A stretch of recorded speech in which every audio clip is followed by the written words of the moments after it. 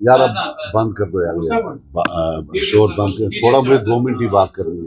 तो मैंने जो आपको आज तकलीफ दी है, मुद्दे तो बहुत हैं, लेकिन आज जाती तौर,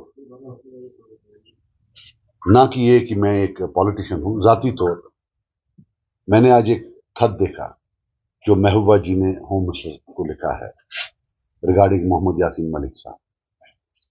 मैं बताता चलूं कि politics apart, Yasin Malik college के दौर से दोस्ती रही है, मुझे पगड़ा भी उनके साथ है जब पगड़ा था।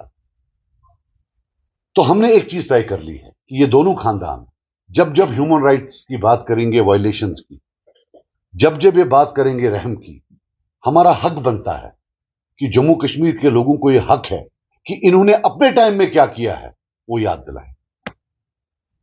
नंबर 1, मैं महबूबा जी से पूछना चाहता हूं कि ये जो ये रहम की भीख मांग, ये जो ये रहम की लेटर है या वॉटेवर, खुद जो मैंने, ये बेस्ड ऑन एफिडेविट है जो इंटरनेट में घूम रहा है, उसमें तो वो खुद बहादुरी से बोल रहे हैं कि मैंने ये कंटेस्ट ही नहीं करना और अपनी कहानी दे रहे हैं।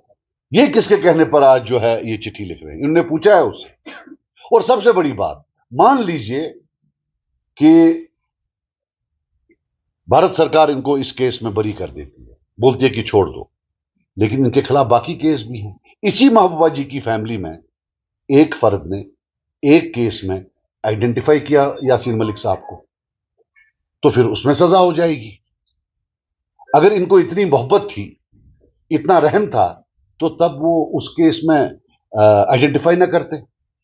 हालांकि सुचु बादल वो अलग है, ये वो वाला केस नहीं है, लेकिन कब तक ये चलेगा कि जब ये पावर में होते हैं तब ये किसी भी हद तक जाते हैं बंदू को गिरफ्तार कराने में, फांसियां दिलवाने में, और जब पावर के बाहर होते हैं तो आप रोना भी खुद करते हैं। और इसलिए ये जो केस है जिसमें यासीन मलिक पर जो ये अब ये फांसी मांग रहे हैं, ये बाय द वे 2002 में फारूक अब्दुल्ला साहब के रूल में हुआ है। लोगों को पता होनी चाहिए, मैं किसी की वकालत नहीं कर रहा हूं, उनकी पॉलिटिक्स अलग थी यासीन साहब की, लेकिन तब ट्रैक 2 का जमाना था। वहां मुशर्रफ साहब थे, यहां वाजपेयी साहब थे, टॉक्स चल रहे थे, मार्केट में एक बहुत बड़ा एक र्यूमर था कि शायद हुर्रियत लड़ेगी। हालांकि मुझे तब भी अंदाजा था और कुछ पता भी था कि सवाल ही पैदा नहीं है, हुर्रियत नहीं लड़ेगी।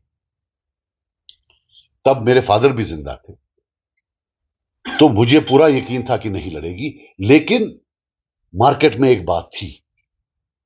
और मुफ्ती साहब नए नए थे, वो भी परेशान थे, और फारूक अब्दुल्ला साहब चीफ मिनिस्टर थे, वो तो बहुत ही परेशान थे। उनको तय था कि उमर अब्दुल्ला साहब पर ताज लगाना है। अगर ये कोई पीस प्रोसेस हुई और उस पीस प्रोसेस के तहत अगर सब लोग लड़ने लगे तो उनका क्या होगा, ताजपोशी कैसे होगी। तब शुरू हुआ, यहां की जो तब की पॉलिटिकल सरकार थी, उन्होंने सच झूठ करके इतने केस लगा दिए इनके पीछे ताकि पूरे हिंदुस्तान में इनकी छवि खराब हो। वही एक केस ये वाला भी है जिसमें आज अब उसको फांसी की सजा मांग रही है एनआईए।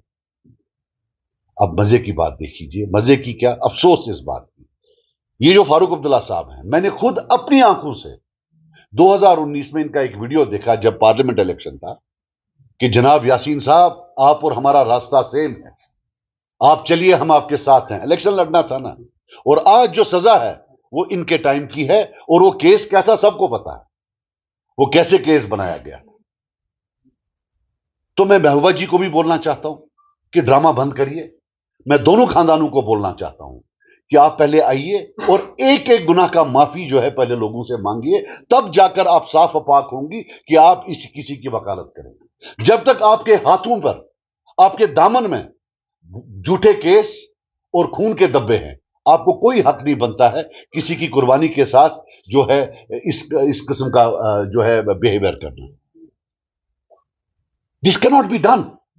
आप मारते भी खुद हो, रोते भी खुद हो। After there is a sense of history, हर कौम की एक सेंस ऑफ हिस्ट्री होती है।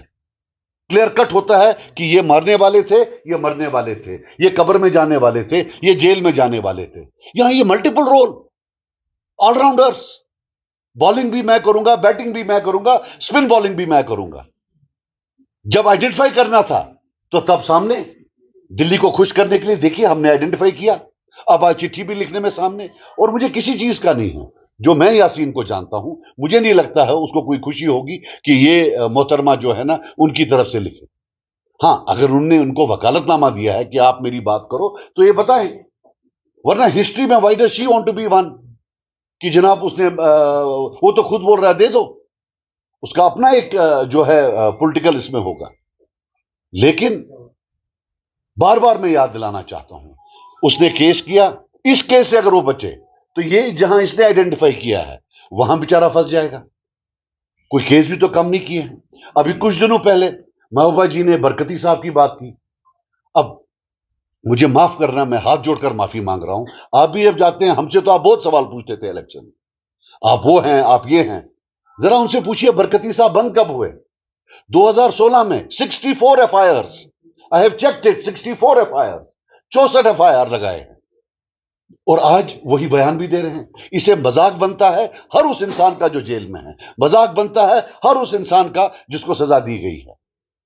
आप अगर मदद नहीं कर पाते हैं, खुदा का वास्ता मजाक ना बनाइए। इट्स आप मजाक बना रही हैं, आप ह्यूमिलेट कर रही हैं हर एक को।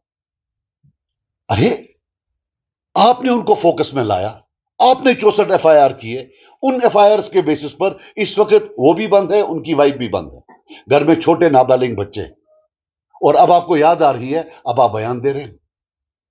सो my only point is just one, I will keep on reminding, it's a challenge. मेरे पास उस तरीके से मैं यहां रहा हूं, मैं खुद जेल गया हूं, मेरे पास डायरी है कब क्या हुआ है। जब जब ये आएंगे मैं इस कौम को याद इंशाल्लाह दिलाऊंगा कि इन्होंने अपने टाइम में क्या किया है। ये ऑलराउंडर का किस्सा बंद करें, या आप बॉलिंग करिए या बैटिंग करिए, इधर बी ऑन दैट साइड और be on this side, you can not be on both sides. बात में जो स्टेट होती है, इस इंसिडेंट का मुझे नहीं पता है, लेकिन काफी चीजों का फॉर्चुनेटली और अनफॉर्चुनेटली मैं एक वाहिद गवाह।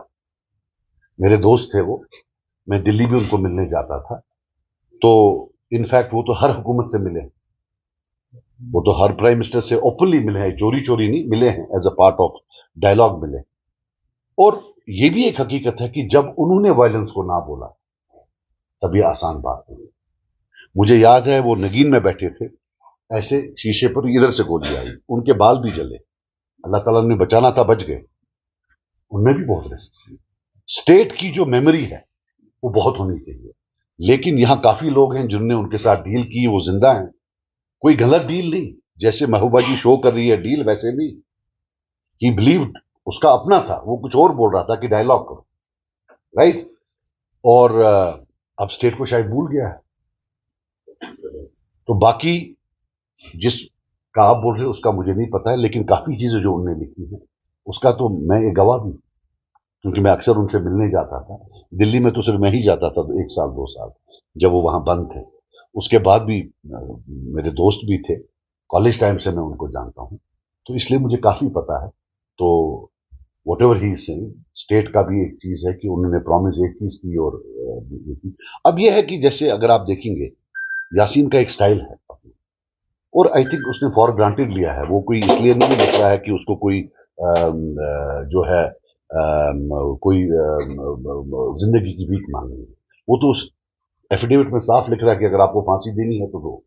तो उसमें जब कोई जाता है उनकी तरफ से चिट्ठी लिखता है, तो जो उसका अपनी जो एक सिस्टम है, वो हिस्ट्री में क्यों बनाते हैं कि भी कोई उसकी तरफ से गया और ये किया, उससे पूछा है क्या, मान ना मान। और स्पेशली स्पेशली जब आप ही की फैमिली में एक ने उसको आइडेंटिफाई किया है दूसरे केस में, how can you do both? एक शर्म भी तो आनी चाहिए ना, कितना। बस मैं क्लियर बोलना चाहता हूं, ड्रामा बंद।